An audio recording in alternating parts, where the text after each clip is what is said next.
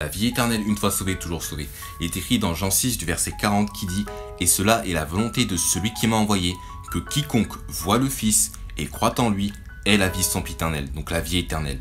Et je le ressusciterai au dernier jour. Donc premièrement, il est dit « Et cela est la volonté de celui qui m'a envoyé. » Donc tout simplement, la volonté de celui qui m'a envoyé, c'est tout simplement la volonté du Père. Donc ce que Dieu, le Père, veut que nous fassions afin d'être sauvés de l'enfer. Et donc il est dit après, donc la solution, que quiconque voit le Fils.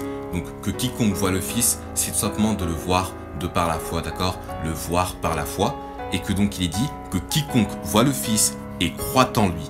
Donc tout simplement, il n'est pas dit de faire de bonnes œuvres. Est-ce qu'il est dit d'être un bon chrétien? Est-ce qu'il est dit de faire de bonnes actions? Est-ce qu'il est dit de se repentir de tous ses péchés? Est-ce qu'il est dit de se détourner du mal? Non, il n'est jamais dit ça. Il est dit simplement que quiconque voit le Fils et croit en lui. Et donc le fait de croire, c'est d'avoir confiance seulement en Jésus-Christ, le Sauveur Jésus-Christ, pour être sauvé de l'enfer, et non être le sauveur de soi-même ou de croire en ses bonnes actions, car cela est impossible, car ce qu'il est dit, car personne ne sera justifié devant lui par les œuvres de la loi, car c'est par la loi que vient la connaissance du péché. Donc la seule solution pour être sauvé de l'enfer, c'est d'avoir confiance, de compter seulement en Jésus-Christ, ce qu'il a fait à la croix pour nous sauver de l'enfer. Donc l'évangile, la bonne nouvelle, que Christ est mort pour nos péchés selon les Écritures, qu'il a été enseveli et ressuscité selon les Écritures. Et donc après cela, il est dit que quiconque croit en lui et donc est la vie éternelle. Donc une vie éternelle, c'est une vie qui est sans fin, qui ne s'arrête jamais.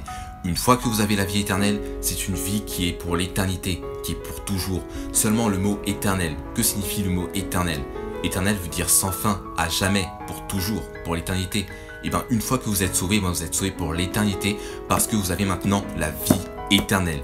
Une fois sauvé, vous êtes sauvé pour l'éternité, d'accord? Et donc, Dieu ne nous donne pas une vie qui est temporaire. Ce n'est pas une vie qui est temporaire.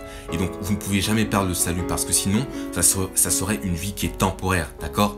Donc, c'est un salut qui est éternel que Dieu nous donne, d'accord? Qui est dans le Sauveur Jésus-Christ, d'accord? Juste après, il est dit « Et je le ressusciterai au dernier jour ». Donc, tout simplement, une fois sauvé, il est dit que je vous ressusciterai au dernier jour, d'accord? Jésus-Christ vous a dit que vous serez ressuscité au dernier jour, donc à la fin des temps, d'accord? Donc, une fois que vous serez mort, vous serez au paradis auprès de Dieu le Père et Dieu le Fils, d'accord? Mais que, une fois à la fin des temps, vous serez ressuscité, d'accord? Il y a une résurrection qui vous attend, d'accord? Donc, c'est une place certaine au paradis.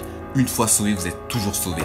Et gloire à Dieu. Et donc si vous n'êtes pas sûr à 100% d'aller au paradis, je vous conseille de voir la vidéo en lien YouTube afin que vous puissiez savoir que vous avez la vie éternelle. Donc une fois sauvé, toujours sauvé en le Sauveur Jésus-Christ. Que Dieu vous bénisse, bonne journée. Amen.